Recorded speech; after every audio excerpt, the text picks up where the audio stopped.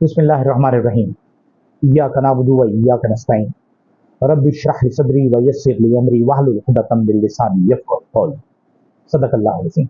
अस्सलाम वालेकुम। MTL TV के साथ मैं हूं एमटीएल यानी मोहम्मद तस्लीम नंगा। आप हमारा यूट्यूब चैनल देख रहे हैं, जिसे आप फेसबुक पर भी देख सकते हैं। इसे आप ज़्यादा से ज़्यादा लोग तक पहुंचाने के लिए आप खुद भी सब्सक्राइब कीजिए, इसे बेल आइकॉन का बटन दबाइए, शेयर कीजिए, लाइक कीजिए, ताकि हमारी आवाज़ बहुत से ज़्यादा लोगों तक पहुंचे और आप तक हमारा पैगाम बाकायदगी से पहुंचे। आज भी हम पाकिस्तान और बैनुल अक़वामी खबरें ज़ाहिर है बताएंगे। ज़्यादातर तो ज़ाहिर है बिश्केक के हवाले से हमारी गुफ्तगू होगी, लेकिन उससे पहले अभी एक खबर आई है कि मशरक़ी अज़रबैजान में एक हेलीकॉप्टर हादसा हुआ है, जिसमें हलाकतों का ख़तरा है। ये काफ़िला था जो मशरक़ी अज़रबैजान में एक डैम का इफ्तिताह करके वापस आने वाले काफ़िले पर हुआ था, और ये इफ्तिताह किया था ईरानी सदर ने, इब्राहिम रईसी ने। अब ये नहीं पता कि जो हादसे का शिकार हुआ है हेलीकॉप्टर, उसमें कोई फनी खराबी थी या उसे कहीं से निशाना बनाया गया, लेकिन जो अभी तक की इत्तलात है उसके मुताबिक ईरानी सदर का हेलीकॉप्टर जो है, उसके बाद उसकी इमरजेंसी लैंडिंग करा ली गई और उसे महफूज कर लिया गया। अभी तक की इत्तला है, बाकी कुछ देर बाद जब तफसील आएगी तो पता चलेगा। दूसरी तरफ हम देखें कि पाकिस्तान मुस्लिम लीग नून ने कल अपना एक बयानिया दिया, और ये बयानिया पता नहीं कि ये मुझे तो लगता है कौवा चला हंस की चाल अपनी भी भूल गया। और मियाँ नवाज शरीफ और मियाँ शहबाज शरीफ दोनों की तकारीर कल हमने गुफ्तगू थोड़ी सी की थी, लेकिन आज भी हम उस पर गुफ्तगू करेंगे कि ये लोग अभी तक अपने माजी में जिंदा है कि 92-93 में हमने ये किया, 92-93 में हमने ये किया, 92-93 में हमने ये किया, मोटरवे बना रहे थे, हमारी हुकूमत क्यों गई, हमारी हुकूमत क्यों गई। मियाँ साहब, आपकी हुकूमत इसलिए गई थी कि आपने करप्शन की, कोई कहे या ना कहे। आज आपने भुट्टो साहब की बात भी की, आपने अदालतों का जिक्र भी किया, और आप हमेशा आधी बात करते हैं। क्या फायदा हुआ उस वक्त की अदालतों को आपको हटाकर? उनका क्या मफाद था? उन्हें कौन सी हुक्मरानी और कुर्सी मिली? हमेशा एक चीज देखी जाती है कि आपका मुखालिफ करने वाला या करवाने वाला वो कौन है जो आपके हटाए जाने से फायदा उठा रहा है। सियासी कुव्वत तो पाकिस्तान पीपल्स पार्टी, लेकिन अगर देखा जाए तो उस वक्त भी अगर अदालतों पर कहीं से दबाव था तो वो हमारे इस्टेब्लिशमेंट का था और हमारे इदारों का था। आज जिनकी आधी हिमायत आप कर रहे हैं, बल्कि आप उनकी पूरी हिमायत कर रहे हैं, और उनकी पूरी हिमायत करते हुए आप अदालतों के खिलाफ एक तहरीक चला रहे हैं। आपके वज़रा आज़म नज़ीर तारण हो, अता तारण हो, और जो इस्टेब्लिशमेंट के जो मोहरे हैं, वो सब जो हैं वो अदालतों को मुरदे इल्ज़ाम ठहरा रहे हैं, जजिस को मुरदे इल्ज़ाम ठहरा रहे हैं। और सबसे ज़्यादा उनका जो निशाना बने हुए जस्टिस मोहसिन अख्तर कियानी भी हैं, लेकिन सबसे ज़्यादा जस्टिस बाबर सत्तार है, क्योंकि उन्होंने वो फैसले किए जिन्हें वो कानून के मुताबिक, आइन के मुताबिक दुरुस्त समझते थे और किसी दबाव में आए बगैर किए। अब इसके जवाब में फैसल वाउडा की प्रेस कॉन्फ्रेंस आई, के बाद मुस्तफ़ा कमाल की प्रेस कॉन्फ्रेंस आई, ओन चौधरी की प्रेस कॉन्फ्रेंस आई, गवर्नर टिसोरी की, जो कामरान टिसोरी हैं, उनकी प्रेस कॉन्फ्रेंस आई, वफाकी हुकूमत के वज़रा की प्रेस कॉन्फ्रेंसेज आई। अब इन तमाम को अगर एक दूसरे के साथ जोड़ा जाए तो हमें एक चीज नजर आती है कि वो, मैं कई मरतबा ये कह चुका हूं और फिर कहूंगा, इन तमाम लोगों ने मदारी का कुत्ता बनने की कोशिश की और साबित किया कि सब मदारी के कुत्ते हैं, कि मदारी जिस तरफ रुख करके जमीन पर लाठी मारेगा, ये तमाम उसी तरफ रुख करके भौंकना शुरू कर देंगे। फैसल वाउडा साहब तो 2 दिन तक बड़े चहकते रहे कि जी मैं ये कर दूंगा और मैं वो कर दूंगा, और मैं जाके सबके सामने ये सवालात पूछूंगा, और मैं आलमी अदालत इंसाफ में जाऊंगा। फैसल वाउडा साहब, आप जाइए, आलमी अदालत इंसाफ जाइए, लेकिन उससे पहले आपको जिस मुल्क के आप शहरी हैं, जिस मुल्क में आप रहते हैं, उसके कवानीन का एहतराम करना होगा और उसके कवानीन के मुताबिक करना होगा काम। आप किसी से ये कहेंगे, आपकी किसने पगड़ी उछाली?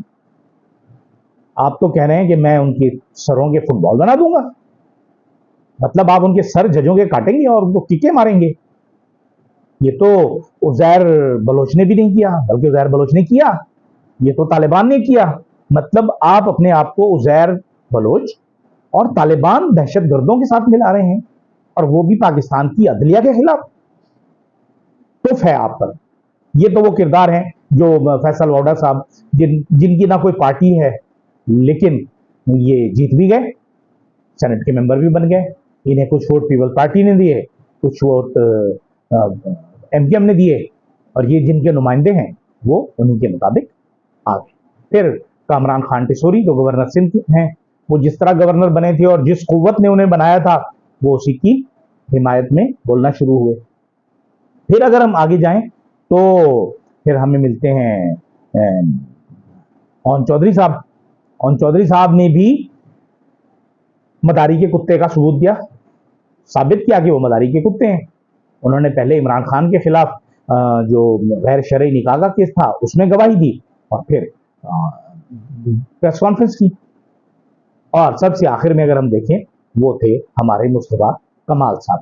مصطفیٰ کمال صاحب بھی جب باہر سے آئے تھے، دبئی سے آئے تھے، اور آ کر انہوں نے الطاف حسین کے خلاف شروع کیا تھا کام، تو وہ بھی ظاہر ہے جن لوگوں کے کہنے پہ، جن لوگوں کی قوت کے ساتھ، جن لوگوں کی سپورٹ کے ساتھ، جن لوگوں کی بیک کے ساتھ آئے تھے، انہی کے حق میں بولے۔ اب ان مصطفیٰ کمال اور فیصل واؤڈا کے خلاف تو ظاہر ہے توہین عدالت کے نوٹسز جاری ہو چکے ہیں، شو کاز نوٹسز جاری ہو چکے ہیں۔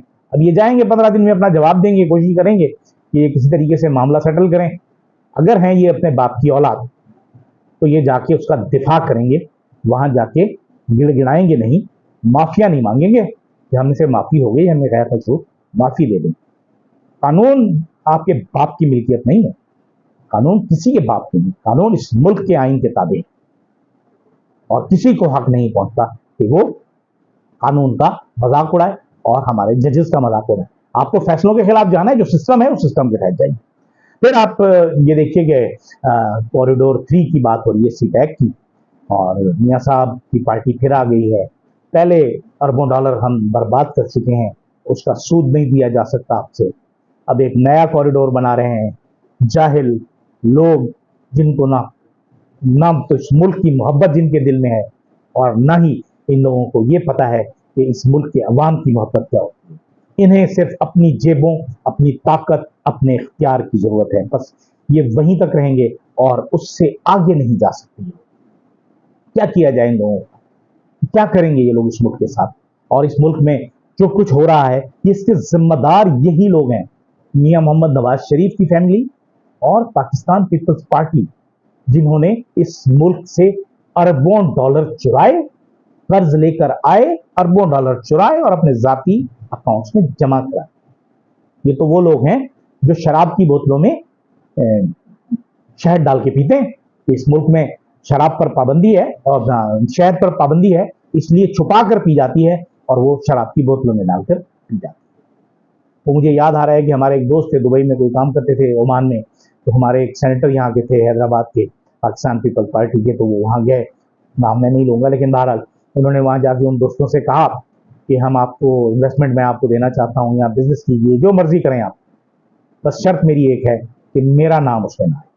اور وہ شریف آدمی سمجھا جاتا ہے ان بلوچ صاحب کو، بہت شریف، اور سمجھا جاتا ہے کہ یہ چور نہیں ہے، تو جنہیں چور سمجھا جاتا ہے وہ کیا کرتا ہے۔ اب ہم آ جاتے ہیں کرغزستان پر۔ وہاں حالات قابو ہونے جا رہے ہیں، نارملائزیشن کی طرف جا رہے ہیں۔ حکومت نے بڑا شور سنتے تھے، پہلو میں دل کا والی بات تھی، بڑا شور مچایا، ہم یہ کر رہے ہیں، ہم وہ کر رہے ہیں، ہمارے امیر مقام صاحب جا رہے ہیں، ہمارے ڈپٹی وزیر اعظم جا رہے ہیں، ہمارے وزیر خارجہ جا رہے ہیں، اور جہاں تک ہماری اطلاعات ہیں کہ کرغزستان کی حکومت نے ان دونوں حضرات کو منع کر دیا ہے کہ آپ تشریف نہ لائیں، یہاں آپ نے جو کرنا ہے آپ جہاز بھیجیے، ہم آپ کے بچوں کو واپس بھیج دیں گے، کیونکہ آپ وہاں جائیں گے، وہاں جا کے آپ نے ایک ہی راگ الاپنا ہے، کیونکہ آپ ایک ہی راگ پہ ناچ رہے ہیں، اور وہی راگ آپ کا ہے، پاکستان میں بھی وہی ہے، باہر بھی وہی ہے۔ اس ملک میں جو بھی مسئلہ ہوتا ہے اس کا ذمہ دار پاکستان تحریک انصاف اور پی ٹی آئی ہوتی ہے، عمران خان ہوتا ہے۔